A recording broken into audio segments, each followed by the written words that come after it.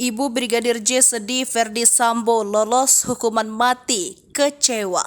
Ibunda Brigadir Nofriansah Yosua Huta Barat alias Brigadir J Rosti Simanjuntak mengaku kecewa atas putusan Mahkamah Agung atas pengurangan hukuman untuk Verdi Sambo dan Putri Chandrawati.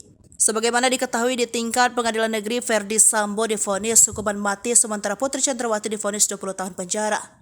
Putusan Pengadilan Negeri Jakarta Selatan dikuatkan Pengadilan Tinggi DKI Jakarta atas banding yang dilakukan oleh para terdakwa kecuali Barada Richard Eliezer. Di tingkat kasasi, Mahkamah Agung tetap menyatakan Verdi Sambo bersalah. Hanya saja hukumannya diringankan dari pidana mati menjadi pidana seumur hidup. Menanggapi putusan Mahkamah Agung ini, Rosti terkejut dan sedih. Dia menilai putusan tersebut telah melukai rasa keadilan baginya dan keluarga. Rosti mengaku mereka belum mendapatkan informasi itu secara langsung. Ia mengatakan kecewa bila memang Hakim Mahkamah Agung membuat putusan yang demikian. Ia pun akan melakukan komunikasi dengan pengacaranya terkait hasil kasasi tersebut.